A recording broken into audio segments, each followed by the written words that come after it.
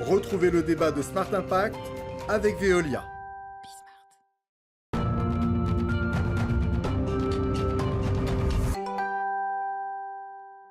Le débat de Smart Impact, je vous présente tout de suite mes invités. Alexandra Nort, bonjour. Bonjour. Bienvenue, vous êtes la directrice accompagnement et filière dans l'association Les Canaux.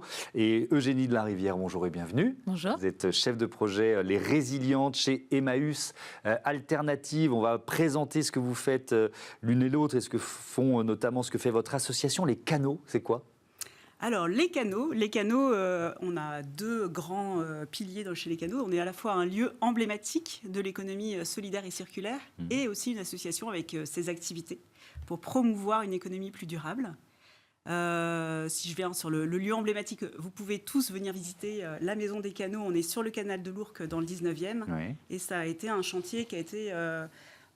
exemplaire parce que la Maison des Canaux a été entièrement réhabilitée en économie circulaire et solidaire. Et à l'intérieur de ça, nous avons des actions en tant qu'association pour promouvoir une économie plus durable, c'est-à-dire plus circulaire, plus solidaire et plus locale. Avec notamment un accélérateur textile circulaire dont on va parler et dont vous avez bénéficié, Eugénie de la Rivière. Les Résilientes, de quoi s'agit-il ?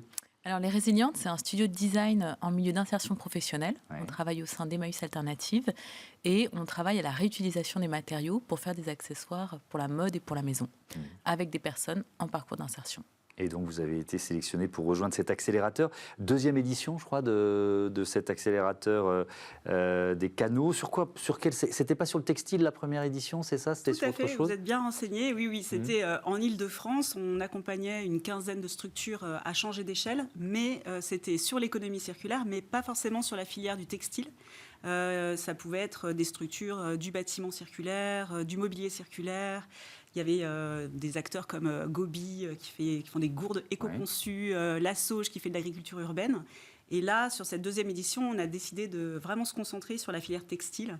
Parce que c'est l'une des plus polluantes du monde. Et puis ça fait sens aussi d'avoir une quinzaine de structures qui sont vraiment sur la même filière. Donc, alors comment ça marche ? C'est un accélérateur, donc vous choisissez des projets et vous les aidez quoi, financièrement ? Ça fonctionne comment ? C'est du mécénat de compétences, enfin oui. on peut tout imaginer ? On adorerait les aider financièrement et avoir plein de sous à leur donner, mais on les accompagne surtout sur le fait de structurer, de consolider leur modèle d'affaires grâce à un accompagnement individuel, à du mentorat.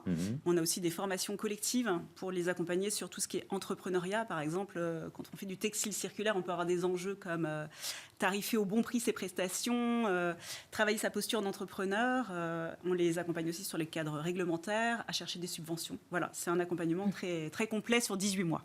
Pourquoi vous avez candidaté, Eugénie de la Rivière ? Alors aujourd'hui, nous, ça fait 7 ans qu'on a une activité d'upcycling et aujourd'hui, on avait envie de se professionnaliser, se structurer et de défricher un nouveau métier qu'on appelle le tapissier circulaire pour le bâtiment. Le tapissier circulaire pour le bâtiment. Vous allez m'expliquer ce que c'est, ça m'intrigue. On a envie d'intervenir sur tout ce qui est textile à l'échelle du bâtiment. Donc ça va du store à la paroi acoustique, au tapis, donc tout ce qui va être matériaux souples dans une habitation.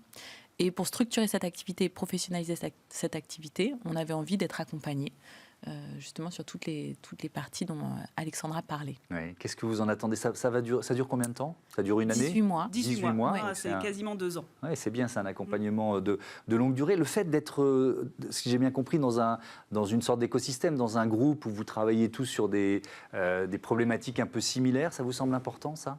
C'est toujours important. Oui. L'échange fait avancer beaucoup plus vite, donc c'est toujours hyper important. On est sur des métiers qui sont nouveaux. Souvent, quand on parle de réemploi, de réutilisation de matière, donc d'être plusieurs à défricher un même terrain, ça permet quand même d'aller beaucoup plus vite dans ce qu'on fait. Si on jette un petit coup d'œil dans le rétroviseur pour les entreprises ou les associations que vous avez accompagnées sur la première année de cet accélérateur, qu'est-ce que ça donne ? Quel premier bilan vous pouvez faire, même si j'ai bien compris, on n'est pas encore au bout de l'accompagnement ?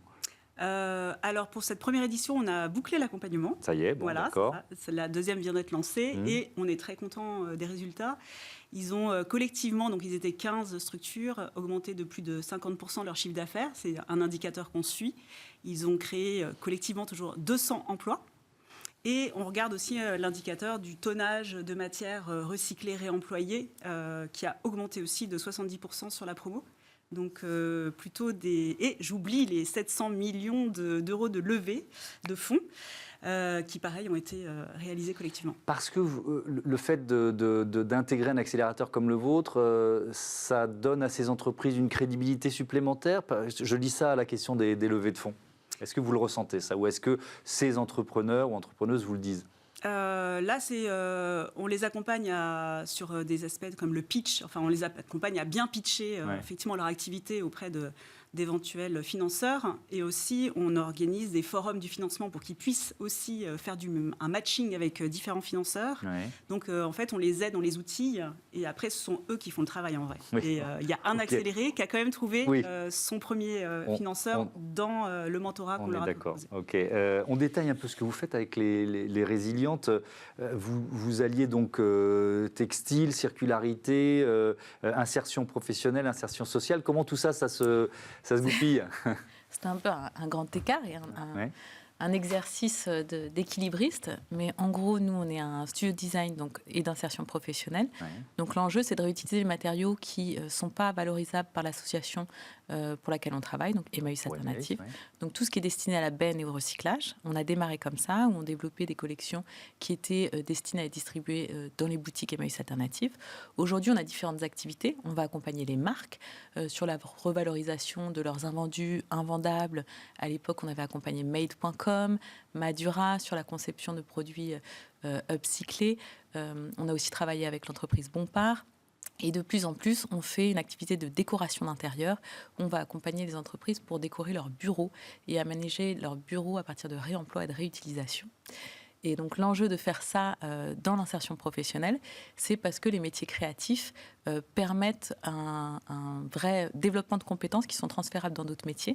Donc c'est pour ça qu'on a démarré cet atelier-là aussi. Et permettent vraiment un retour à l'estime de soi. Alors j'allais vous poser la question, le lien entre créativité et confiance en soi. Vous voyez ça, parce que ça doit être assez génial de voir ça naître. Voilà. Est-ce que vous avez déjà fait une tarte et amené chez des amis votre tarte? Voilà. Et ben vous Écoutez, je ne suis pas un grand cuistot, mais je peux comprendre le plaisir de faire soi-même. De dire, c'est moi qui l'ai fait. Et donc ça a un véritable impact quand on a fait quelque chose et quand il s'agit de réaliser un objet, que ce soit un tabouret, une lampe, un coussin, ça a un impact énorme. Et en fait, aujourd'hui, la confiance en soi, c'est le premier frein à l'accès à l'emploi.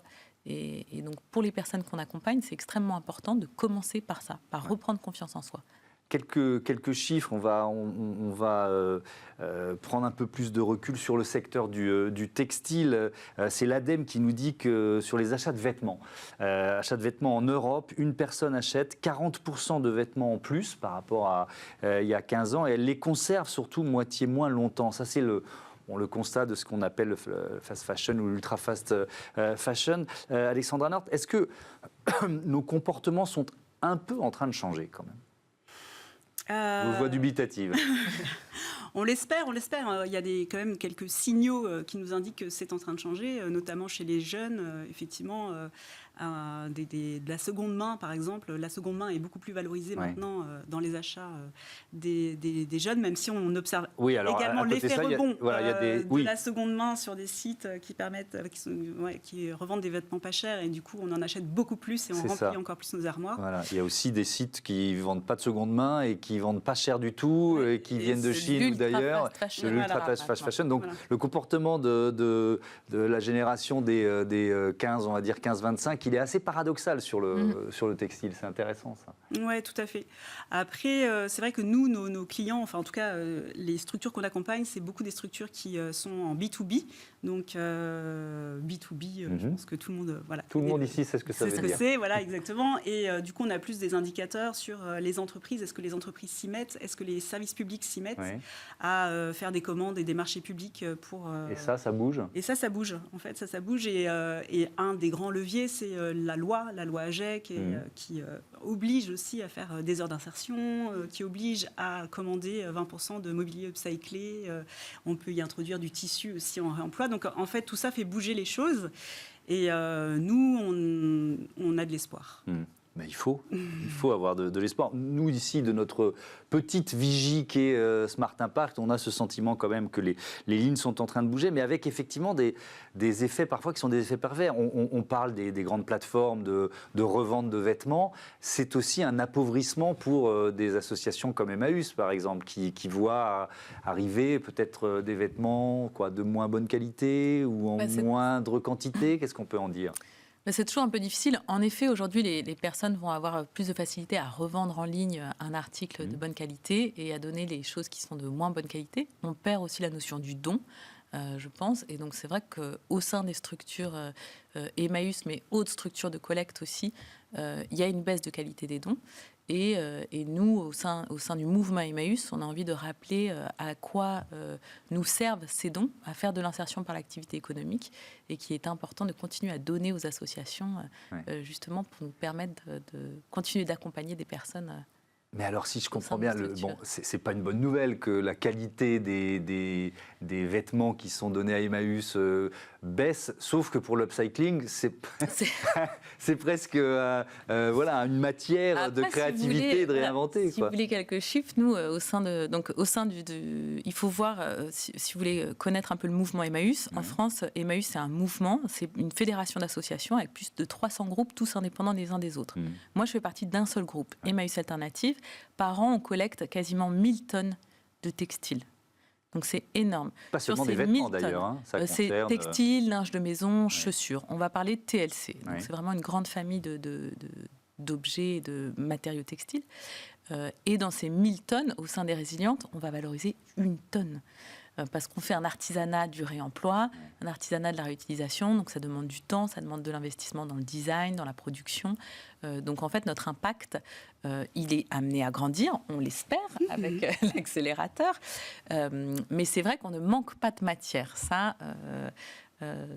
Donc c'est vrai que la baisse de qualité, c'est aussi pour ça que les structures Emmaüs sont intéressées par des projets d'upcycling, c'est pour contrer à sa baisse de qualité et se dire comment est-ce qu'on peut avoir un nouveau modèle économique pour nos structures d'insertion. Merci beaucoup, merci à toutes les deux et à bientôt sur Bismart. On passe à notre rubrique Startup. On va continuer de parler du secteur textile, un jogging en vêtements éco-responsables. Moi, ça me dit.